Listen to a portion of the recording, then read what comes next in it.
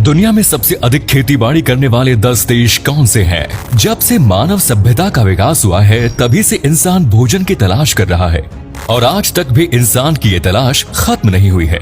हर साल नई नई तरह की क्रॉप्स, फ्रूट्स एंड वेजिटेबल्स की खोज इंसान कर रहा है। कुछ खाड़ी देशों को हटा दिया जाए तो दुनिया के हर कोने में लोग खेतीबाड़ी से जुड़े हुए नजर आ जाएंगे और धीरे धीरे खाड़ी देश भी कृषि के क्षेत्र में अपने कदम बढ़ा रहे हैं। पूरे विश्व में सबसे अधिक मात्रा में गेहूं का उत्पादन किया जाता है, लेकिन कौन कौन से देश सबसे अधिक मात्रा में फूड प्रोडक्ट्स का उत्पादन करते हैं, ये एक पेचीदा सवाल है। आज के इस वीडियो में हम टॉप 10 एग्रीकल्चरल कंट्रीज के बारे में बात करेंगे। बस आप वीडियो के एंड तक बने रहिए। Number 10, Turkey. तुर्की की 20% आबादी कृषि से जुड़ी हुई है और देश की जीडीपी में एग्रीकल्चर सेक्टर का योगदान 8% का है।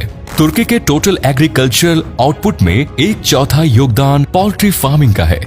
तुर्की में एप्रिकॉट्स, फिग्स, रेसिन्स और हेज़लनट्स का उत्पादन बड़े पैमाने पर किया जाता है। तंबाकू उत्पादन के मामले में तुर्की विश्व में 6ठे स्थान पर आता है। तुर्की की लैंड खेतीबाड़ी के लिए एकदम परफेक्ट मानी जाती है। देश में लगभग हर जगह खेती की जाती है। वहीं पहाड़ी इलाकों का इस्तेमाल लाइव स्टॉक फार्मिंग के लिए किया जाता है। अच्छी खेती के लिए जिन चीजों की जरूरत होती है, जैसे बेहतर क्लाइमेट कंडीशन, अच्छी बारिश और फर्टाइल सॉइल, ये सभी चीजें तुर्की में आसानी से पाई जाती हैं। कृषि के क्षेत्र में तुर्की नई टेक्नोलॉजी के इस्तेमाल को भी बढ़ावा दे रहा है। Number 9, Germany. जर्मनी की 80% जगह एग्रीकल्चर और फॉरेस्ट्री के लिए इस्तेमाल की जाती है। ये यूरोप के सबसे प्रमुख देशों में से एक है जहां बड़े लेवल पर खेती बाड़ी की जाती है। जर्मनी शुगर बीट का चौथा सबसे बड़ा उत्पादक देश है। गेहूं उत्पादन के मामले में जर्मनी 10वें नंबर पर आता है। बैरले के उत्पादन में जर्मनी की रैंक तीसरी है और वाइन के मामले में ये विश्व में चौथे नंबर पर आता है। जर्मनी के 87% किसानों के पास 124 एकड़ या उससे अधिक की जगह मौजूद है। एग्रीकल्चर के लिए इस्तेमाल की जाने वाली आधी जमीन का इस्तेमाल जर्मनी में जानवरों को चराने के लिए किया जाता है। जर्मनी की अन्य प्रमुख प्रोडक्ट्स में pork, poultry, potatoes, milk, cereals, beef और कैबेज शामिल है। Next is Japan. Agriculture sector Japan की जीडीपी में 2% का योगदान देता है और जापान की लगभग 10% आबादी कृषि पर आधारित है। जापान ने अपने यहाँ इंटीग्रेटेड फार्मिंग को डेवलप किया है। आज जापान के प्रत्येक किसान के पास औसतन 3 एकड़ की जगह मौजूद है, लेकिन इतने कम एरिया में वे काफी अच्छा आउटपुट देते हैं। जापान फूड प्रोडक्ट्स के मामले में सेल्फ सफिशिएंट देश बनना चाहता है। चावल की 98% जरूरत अपने देश से ही पूरी हो जाती है। हालांकि अन्य चीजों के मामले में जापान आज भी दूसरे देशों पर निर्भर है और हर साल बड़ी संख्या में सामान इंपोर्ट करता है। वहीं मछली और अन्य सी फूड के मामले में जापान काफी आगे है और कई बड़े देशों को जापान सी फूड एक्सपोर्ट भी करता है। जापान की अन्य प्रमुख फसलों में सोयाबीन्स, बैरले और व्हीट शामिल है। Number 7, Mexico. मैक्सिको के कुल लैंड में से 15% एरिया को कृषि के लिए इस्तेमाल किया जाता है और इस 15% में से भी आधे पर लाइव स्टॉक फार्मिंग की जाती है। इसी से अंदाजा लगाया जा सकता है कि मैक्सिको में लाइव स्टॉक फार्मिंग कितने बड़े पैमाने पर की जाती है। यहाँ पर मिल्क, पोल्ट्री और अंडों का उत्पादन तो होता ही है, साथ ही wheat, sugar cane, peppers, corn, bananas, sorghum, blue agave, avocados और बीन्स की खेती भी की जाती है।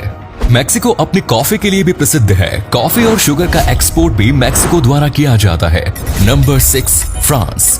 फ्रांस में अंगूर का उत्पादन काफी बड़े पैमाने पर किया जाता है और वाइन प्रोडक्शन के मामले में यह देश पहले नंबर पर आता है। साथ ही इस देश का चीज भी काफी फेमस है। यहाँ पर 350 से अधिक वैरायटी की चीज आप टेस्ट कर सकते हैं। फ्रांस में लगभग 7,30,000 फार्म्स हैं। शुगर बीट्स का उत्पादन यहाँ सबसे अधिक किया जाता है। इसके अलावा wheat, cereals, potatoes, pork, beef और रॉ मिल्क का उत्पादन भी फ्रांस करता है। पिछले कुछ सालों के दौरान फ्रांस में व्हीट और सीरियल्स का उत्पादन बढ़ा है, तो वहीं पोर्क और बीफ के उत्पादन में कमी देखने को मिली है। Number 5, Russia. रूस क्षेत्रफल के हिसाब से विश्व में सबसे बड़ा देश है। यहाँ पर 23 मिलियन हेक्टेयर से अधिक जगह को कृषि के लिए इस्तेमाल किया जाता है। रूस में wheat, barley, oats, sunflower seeds, potatoes और राई का उत्पादन बड़े पैमाने पर किया जाता है। रूस की अर्थव्यवस्था में कृषि क्षेत्र का योगदान 6% है। खेती के लिए इस्तेमाल की जाने वाली कुछ जगह में से 20% जगह का इस्तेमाल केवल गेहूं के उत्पादन के लिए किया जाता है। रूस में इस्तेमाल होने वाली 70% खाद्य सामग्री का उत्पादन अपने ही देश में किया जाता है। पिछले कुछ सालों के दौरान रूस में बड़ी संख्या में लोग एग्रीकल्चर सेक्टर की ओर आकर्षित हुए हैं। रूस की कुल जनसंख्या में से 16% लोगों को एग्रीकल्चर सेक्टर से ही रोजगार मिल रहा है। Number 4, Brazil. ब्राजील में आज से 12,000 साल पहले खेती की शुरुआत हो गई थी। ब्राजील के 41% भूभाग पर एग्रीकल्चरल एक्टिविटीज की जाती है। कॉफी उत्पादन और एक्सपोर्ट करने के मामले में ब्राजील पहले नंबर पर आता है। साथ ही शुगर प्रोडक्शन के मामले में भी ब्राजील को पहला स्थान प्राप्त है। वहीं सोयाबीन के मामले में ब्राजील दूसरे स्थान पर आता है। पिछले 2 दशक के दौरान ब्राजील की जीडीपी में एग्रीकल्चर का योगदान 25% तक रहा। ब्राजील में मानियोक, राइस, माइजी, कॉटन, एडिबल बीन्स और गेहूं का उत्पादन भी बड़े पैमाने पर किया जाता है। अपनी खेतीबाड़ी के कारण ही ब्राजील आज विश्व की टॉप 10 इकोनॉमीज वाले देशों की सूची में शामिल है।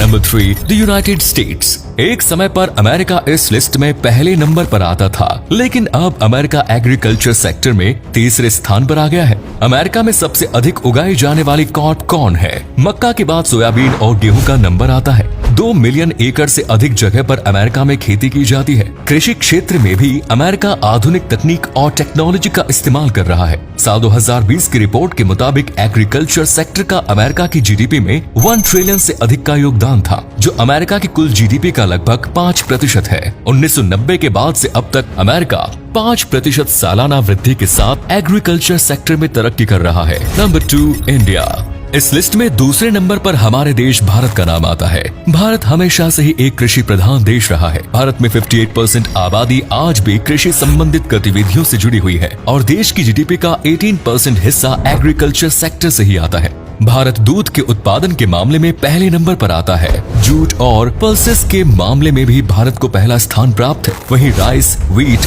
Groundnut, sugar cane, vegetables, fruit और कॉटन के उत्पादन में भारत दूसरे नंबर पर आता है। भारत में कुल 96 मिलियन हेक्टेयर जमीन पर खेती बाड़ी की जाती है। मछली उत्पादन के मामले में भारत तीसरे स्थान पर काबिज है। इनके अलावा सदियों से भारत दुनिया को मसाले एक्सपोर्ट करता आया है। पूरे विश्व में सबसे अधिक किस्म के मसाले भारत में ही पाए जाते हैं। नंबर 1, पूरे चीन की 10% जमीन खेती के लिए योग्य मानी जाती है और चीन की जमीन विश्व में सबसे अधिक उपजाऊ भी है। विश्व की 22% आबादी को खाना चीन के द्वारा ही दिया जाता है। चीन विश्व में चावल का सबसे बड़ा उत्पादक देश है। साथ ही गेहूं और माइस का उत्पादन भी चीन में प्रमुख रूप से किया जाता है। चीन की 5,45,960 वर्ग किलोमीटर जगह पर खेती की जाती है। फ्रूट्स, वेजिटेबल्स, सीरियल्स, कॉटन और अंडों का उत्पादन भी चीन में होता है। चीन में सड़क किनारे भी फल और सब्जियां लगी हुई नजर आ जाएंगी और बिल्डिंग के बाहर की दीवारों पर वर्टिकल फार्मिंग की मदद ली जाती है। कुछ साल पहले ही चीन ने अमेरिका और यूरोपियन यूनियन को पछाड़कर टॉप 10 एग्रीकल्चरल कंट्रीज की लिस्ट में पहला स्थान प्राप्त बनाया है। पिछले साल चीन ने $133 बिलियन की एग्रीकल्चरल प्रोडक्ट्स एक्सपोर्ट किए थे। तो ये थी दुनिया के टॉप 10 मोस्ट एग्रीकल्चरल कंट्रीज। हालांकि इसके अलावा कई देश ऐसे हैं जिनके 50% से 80% तक की आबादी कृषि पर ही आधारित है और ग्रामीण इलाकों में ही निवास करती है। इनमें लाइबेरिया, सोमालिया और गुइनिया बिसाऊ जैसे देश शामिल है। लेकिन इनका एग्रीकल्चर आउटपुट काफी कम है और बहुत ज्यादा टेक्नोलॉजी के साधन भी इनके पास मौजूद नहीं है। जिस गति से दुनिया की जनसंख्या बढ़ रही है, खासतौर पर एशियाई और अफ्रीकी देशों की, उसको ध्यान में रखते हुए हमें आने वाले समय और अधिक फूड प्रोडक्ट्स की जरूरत पड़ेगी। इसलिए दुनिया के सभी देशों को उत्पादन बढ़ाने के मामले में गंभीरता से विचार करना चाहिए। अगर आपको ये वीडियो अच्छी लगी तो इसे लाइक और शेयर अवश्य करें। धन्यवाद।